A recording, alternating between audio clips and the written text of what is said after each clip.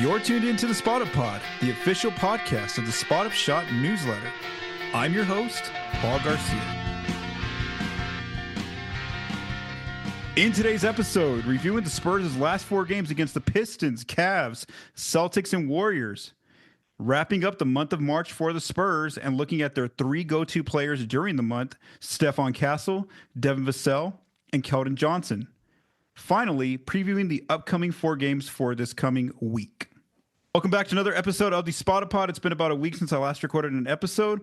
I am recording, I do want to note, on a Monday evening. So this was a pretty tough week that the Spurs are coming off of, where they played four very good teams. Some of the teams that are, teams that are competing for not only the playoffs, but also some teams that are actually going to be potentially championship contenders here. So let's go ahead and recap the Spurs' week. It was a tough one with the schedule that they had in front of them, especially that in all of these games, of course, they have been without De'Aaron Fox and Victor Wembanyama. So let's go back to last Tuesday. The Spurs are on the road at Detroit to play the Pistons. The Pistons were favored by 8.5 points. This game basically got away from the Spurs in the second quarter. Detroit went on outscored the Spurs in the quarter, 30-12. The Spurs went really cold, there in the second quarter. So then the Pistons basically built a lead as large as 30 points in this game. The Spurs chipped at it, getting within 15 of Detroit, but eventually Detroit ended up winning in a blowout by 26 points. Devin Vassell led the way for the Spurs with 26 points. Stephon Castle had 19 points. The Pistons were without Cade Cunningham in this game due to injury, but they still shot well from three, 48% from three. Marcus Sasser, really dominated there. He made 5 threes in the game, scored 27 points. And then the Pistons had it going inside as well, where Jalen Duren and Oscar Thompson were big issues for the Spurs inside, as the Pistons outscored the Spurs by 20 points in the paint. So again, Tuesday last week ended in a blowout. Then let's go to Thursday. The Spurs are still on the road on the East Coast. They're playing the Cleveland Cavaliers for the first time this season. The Cavs were favored by 14 points. The reason why that's significant is because that is the most the Spurs have, the largest margin, I guess you would say, that the Spurs have been underdogs for going into a game this season, even though the Cavs were without Evan Mobley and Ty Jerome, two of their key players in this game. So they were still favored by 14. The Spurs did fall behind by 16 in the second quarter, so it looked like, oh no, here comes another blowout. However, they pushed back really well, and they only went into halftime down by 5 points. In the second half, they did a really good job of kind of staying with Cleveland right there. The game actually went all the way down to crunch time, and so with 141 left, the Cavs only led by 3 points. The Spurs, it was a one-possession game. Max Strus ends up getting an open corner three. He misses the corner three, but then he runs back, gets his offensive rebound. He kicks it to Darius Garland. Garland makes a three on after that Strus rebound, and that make by Garland put the Cavs up by 6. And from there, basically, it became like a free throw game, and the Cavs kind of held on there. They ended up winning by 8 points there. In the fourth quarter, Stephon Castle ends up with 22 points on the night, as does Devin Vassell, has 22 points as well. Keldon Johnson comes off the bench with 17 points, and then Julian Champagnie has a good game off the bench with 16 points. The real issue, though, for the Spurs was on the defensive end, where Jarrett Allen was a big problem in the second half, where he scores 27 of his 29 points in the second half, 20 of those points coming in the paint, and then 9 of them coming from the free throw line. The Cavs just ran a lot of pick and roll to kind of get the smaller Spurs, who don't have like a traditional center right now healthy. And so, Allen really took advantage against these smaller Spurs lineups that they had out there. Donovan Mitchell also had it going from 3, where he scores 25 points. And then Strus also added 18 points there for Cleveland. So again, this is the best team in the East by record, and the Spurs actually hung with them going all the way down to crunch time. And then, of course, San Antonio couldn't pull it out. Cleveland ends up holding on there for the win. But again, a very gutsy performance from the Spurs, considering they were down by 16 points in this game. Then on Saturday, the Spurs return home, but now they're playing the second best team in the East by record, and that's the Boston Celtics. The Celtics were favored by 12.5. This one, too, was one where, yes, the Celtics kind of kept some separation from the Spurs. They never quite got a blowout where, they led by as many as like 15 to 17 points throughout most of the night, especially in the second half. The Spurs were kind of hanging in there. In the fourth quarter, Chris Paul did go on a run by himself and basically got the Spurs within 7 of the Celtics, but then Boston answered back, and they never let it get to crunch time. And so basically Boston eventually ended up winning by 10 points. Keldon Johnson comes off the bench here with 23 points in this game. Stephon Castle adds another 22 points. Jeremy Sohan had it going inside with 18 points.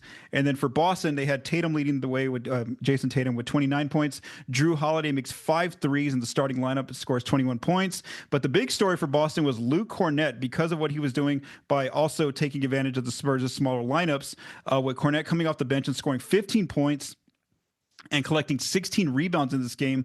14 of his 15 points were scored in the paint, and then also 7 of his 16 rebounds came off the offensive glass.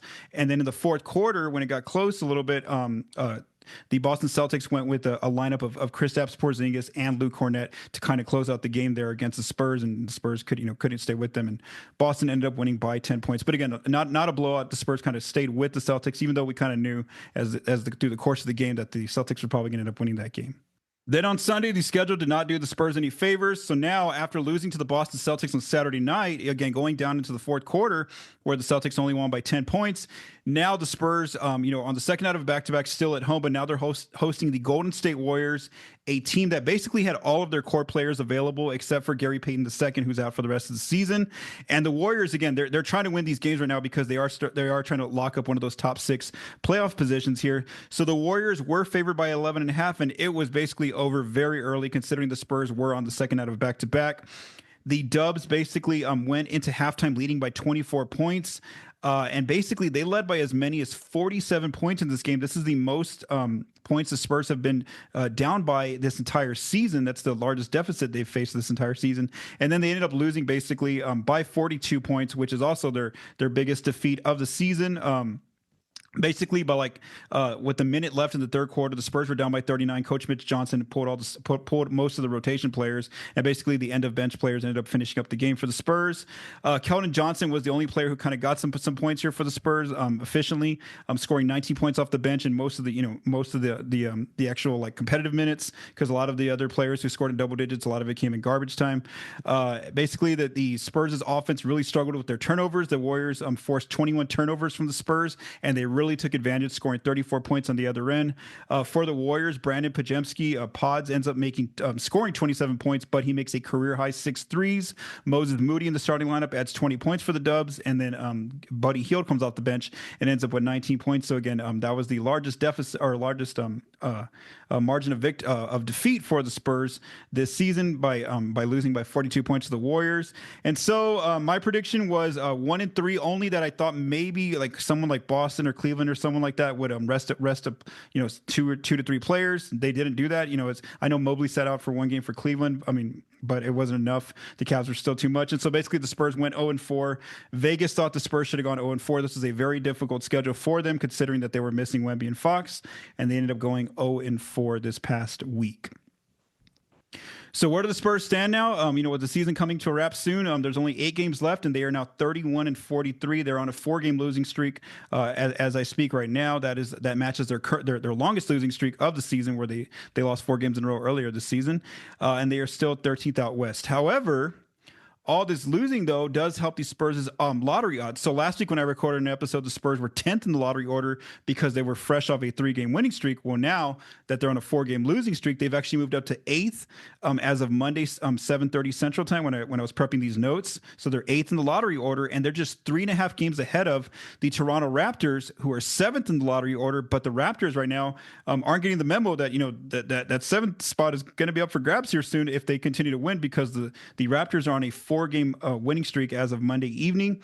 And then also for the Spurs to kind of watch is the Blazers. The Blazers are also struggling right now. They're on a 4-game losing streak too, and the Spurs are only a half game behind them or in front of them, whatever, say the half game, basically away from Portland. So and Portland sits in 9th in the lottery order. So again, despite all this losing, the one benefit, the one positive, I guess you would say, is that the Spurs are increasing their lottery odds, although they can't really move too far ahead. Maybe 7th's the ultimate goal that they can get in these last 8 games.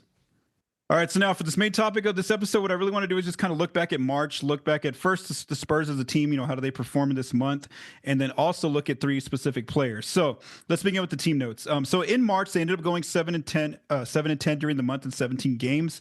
We do want to note that Victor Wembanyama was out for all of these games, and then De'Aaron Fox only played the first 7 games of March, and then he was, he had to have his finger surgery, and then he was ruled out for the rest of the season as he's recovering from that surgery. So again, really, the majority of this month was played without both Wemby and Fox, who are the Spurs' 2 go-to players when they have a normal, healthy rotation ready to go, for a season. So let's look at offensively. This is one of the areas where the Spurs made a big jump in March.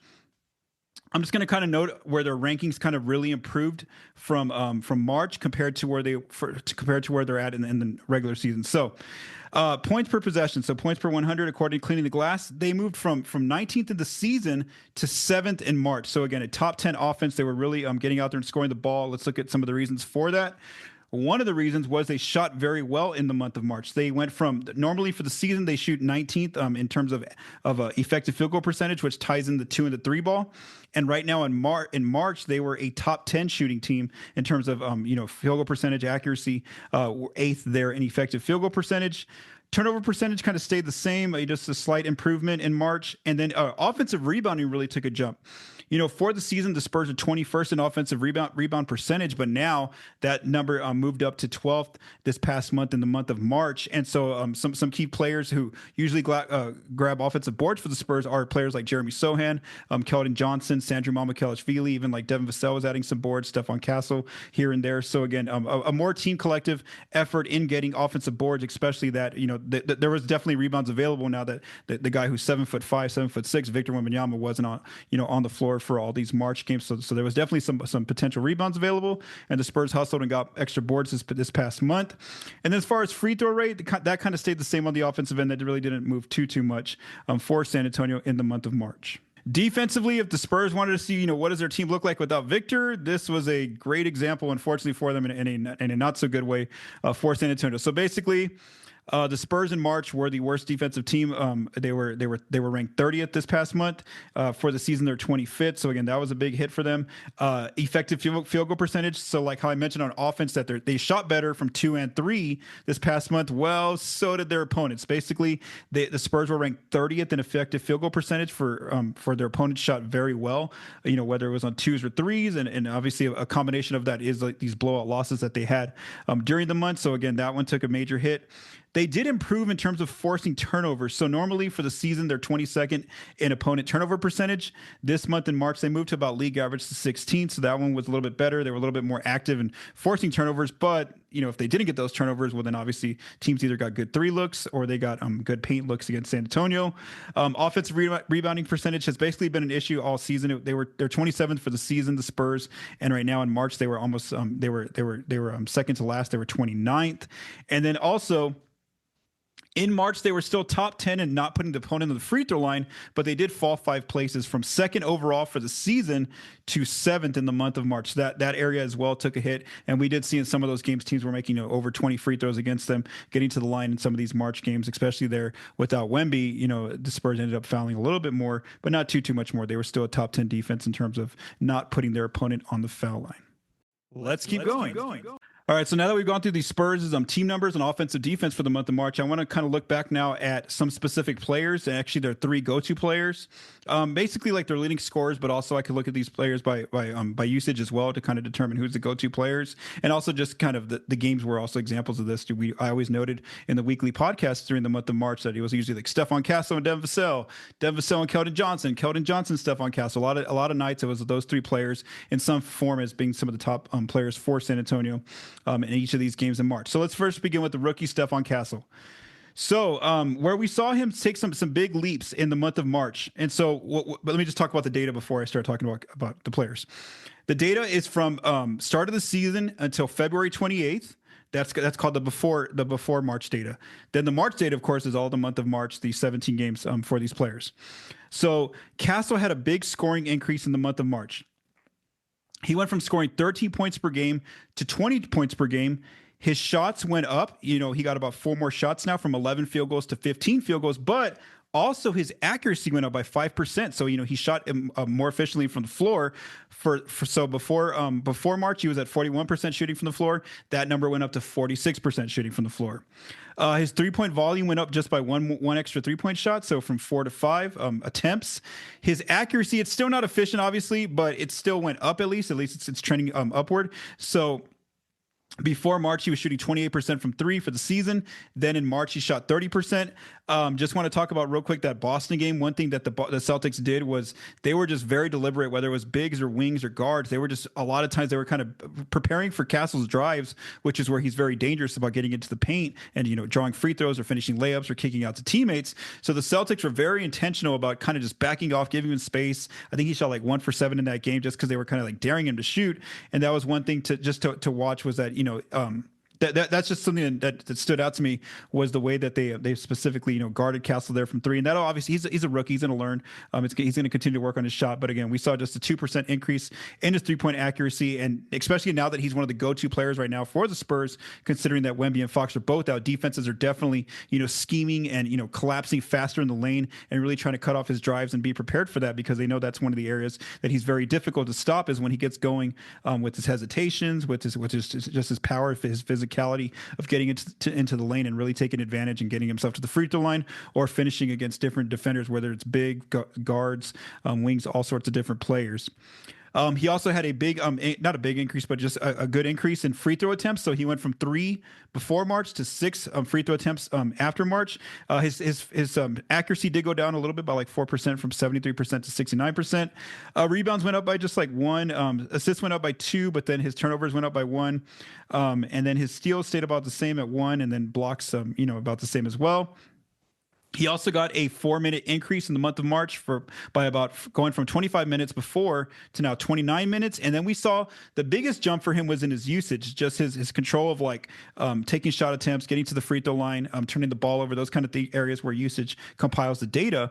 He went from 24% usage to 29%, number one on the team there in the month of March. And so, like I said, yes, he took more shots, he got more minutes, but at least his efficiency went up just a little bit in his accuracy from shooting the ball on the floor, whether it was from three or from inside. Those areas did go up a little bit. He got to the line a lot more. He talked about that himself. And so I guess my big question, after seeing this month from him is, can he remain staying more efficient when he gets less possessions once Victor Wembanyama and De'Aaron Fox come back? So whether he's starting next year next to Fox, or if he's coming off the bench again, can he continue to stay? Obviously, we see he's going to be that productive. He's bringing these numbers even when he was coming off the bench, but can he stay as continue to become a little bit more efficient with his shot whenever he does put up the ball for a shot?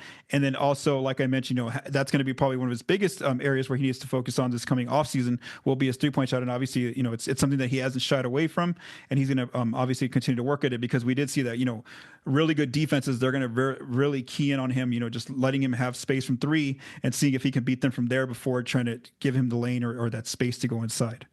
The next go-to player for the Spurs who had a good month of March was Devin Vassell. So he saw increases in both his scoring and his efficiency when shooting the ball, especially from the 3-point line. So before March, he's scoring 15 points per game. In March, he goes up to 19 points per game, and we saw him put together a couple of multiple 20-point nights. I shouldn't even say a couple, multiple 20-point nights in the month of March. His field goal percentage really went up, and here's the thing: he didn't take that many more shots. So before March, he was only taking 14 shots per game. In March, he only went up to 15 shots, so basically 1 extra shot per game. But look at his accuracy from the floor. Before March, he was at 43% shooting the ball. He went up to 48% in the month of March, and it's really his 3-ball. His volume on his threes did go up. He's shooting 2 more threes per game in the month of March, from 6 to 8. But look at his accuracy from the 3-point line, from 34% up to 42%. And again, that's going to be one of the key numbers: is can he replicate this, becoming a 40% 3-point shooter again, when Victor and when De'Aaron rejoin the team next season? I think that's one of the key areas to watch, is can he supply that more consistent 3-point shooting like he showed here in the month of March. Free throw attempts pretty much stayed the same. Rebounds, he was a little bit more active on the glass, getting about 1 more board per game. Assists, kind of the same, but his turnovers, he did a great job of decreasing his turnovers. And then steals went up, and also his blocks, obviously, we saw go up as well, where he's averaging about 1 block per game, close to 1 block per game in the month of March, and then it's about 2 steals. And then his minutes barely went up from 30 to 33 in March. And then here's the key one that I've talked about before on this podcast.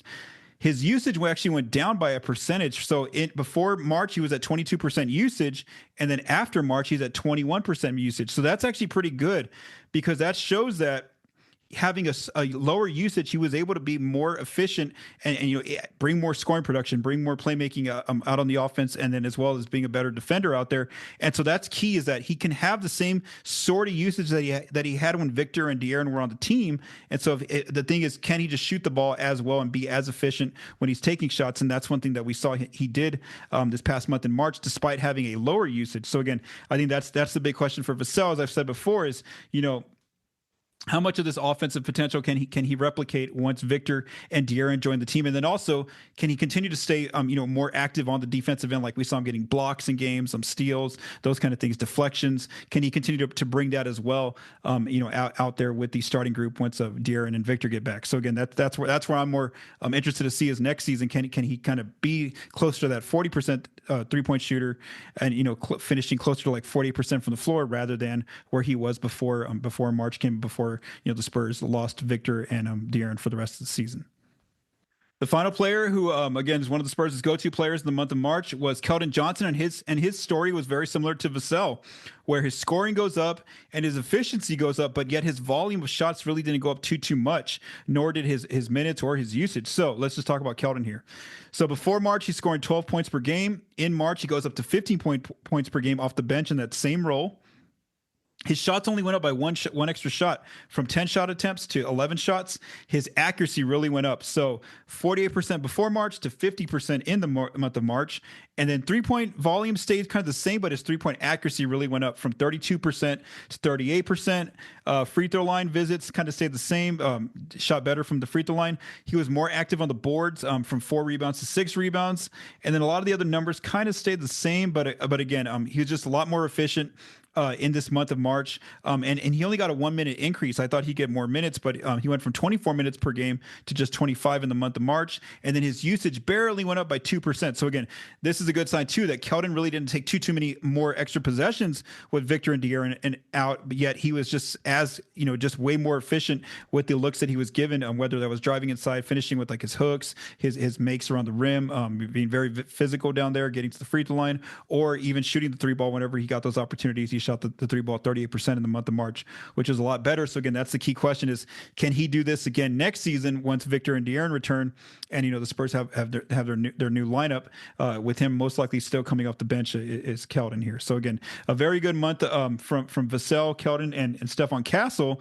And again, all three players, yes, their scoring numbers went up, but also their efficiency with shooting the basketball and finishing also went up from all different areas. And that's a good sign to see, considering that they've been the three players that the team has basically been leaning on without De'Aaron and without Victor on the floor. And just, one last thing I want to say before moving on is that, they are going to have different roles next season. I mean, where yes, right now they're the three go-to players, but now when next season comes and Victor and De'Aaron rejoin the team, those are now the top two players. So now these guys got to start, Castle, Vassell, Keldon got to start kind of slotting into that 3, 4, 5 range in terms of playmaking, and be ready to kind of stay impactful in those possessions that they're given. And, how else can they help out on the floor whenever, they don't have the ball in their hands, or maybe, also on the other side of the floor on defense. Those are kind of some of the questions to watch next season when the season begins in October, when De'Aaron and Victor rejoin the team. All right, now let's look at the next 4 games for the Spurs in this upcoming week. Another 4-game week here with the schedule. It's getting very busy, but it's also coming to a close here soon. So in the last 2 weeks, according to Cleaning the Glass, the Spurs are 3-5. Their offense is 22nd, and also their defense is 22nd. So again, that's kind of where they're playing at right now.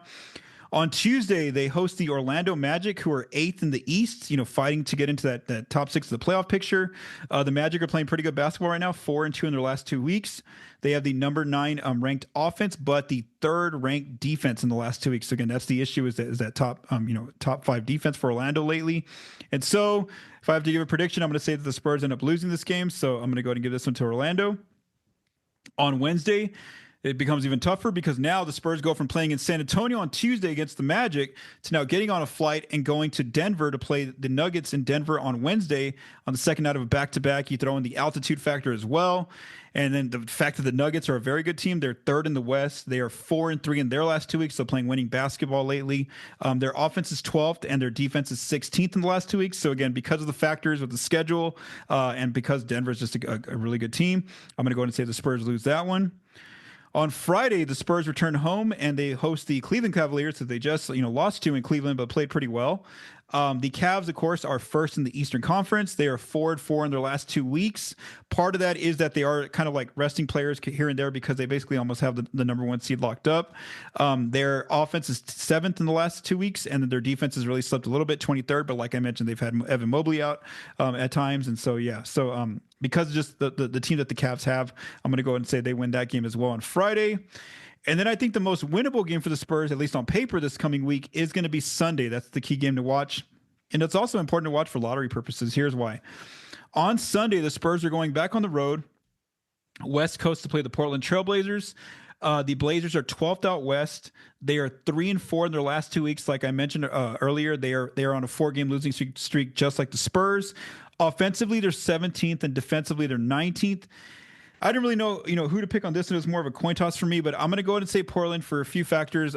They still have some of their core players in games like Anthony Simons, Shaedon Sharpe, Donovan Klingen's been getting some minutes. Who else is out there? One of their wings is out there. Anyway, Denny Avdia has been playing in some games. So again, they have most of their core players, whereas the Spurs obviously are going to be without Wemby and Fox. Also, it's because the game's on the road. And again, San Antonio, has a losing record on the road. So I'm going to go ahead and say Portland wins this one, but it wouldn't surprise me if the Spurs end up winning this one as well, winning this one instead. So again, I do predict the Spurs to go 0-4, which obviously isn't going to be good for them because that would mean it'd be an 8-game losing streak. But at least that would definitely help their lottery odds on, in terms of the draft coming up soon. Before I close out this episode, make sure to visit thespotupshot.com if you have a chance. I have 2 pieces that I wrote this past week. One's called Summer Salary Cap Outlook. So what I did here was Bobby Marks had just said that the NBA was kind of going forward with next season's kind of salary cap projections, that kind of the same ones that they kind of put out earlier in the season. And so what that means for the Spurs going into this offseason is that if they don't make any big trades, they're basically going to get, their own first-round pick. They're going to get the Atlanta Hawks' first-round pick. And then they're not really going to be a cap space team. They're going to basically be they're going to be an over the cap team, operate that way, which gives them 2 tools to sign free agents or trade for players. That's the non-tax mid-level exception. I think it's like $14 or $15 million next season projected to be. I have all the numbers in that piece if you check it out over on thespotupshot.com. Plus, they'll get what's called the biannual exception as well. They can use as well to sign a player or to trade for a player. So again, the Spurs aren't looking to be a cap space team next summer based on these cap projections that came out, unless San Antonio make some significant trade moves this summer while not really bringing back big salary in the process. Also over on thespotupshot.com, I wrote a piece about just kind of looking at where the current Spurs rotation players, how they're shooting the basketball so far this season. Who are the players that go to the mid range? Who are the corner snipers such as like Harrison Barnes and Julian Champagnie, who really get a big chunk of the offense from the corners? Who shoots the most above the break threes? Who gets into the restricted area, the dunk layup range area? All those kind of questions I look at in that piece if you want to go visit that over on the spotupshot.com as well. Thank you for taking the time to listen to this episode of the Spot Up Pod. If you like what you heard, please subscribe and leave us a rating on your favorite podcast apps and our YouTube channel. The Spot Up Pod is recorded and produced by Paul Garcia.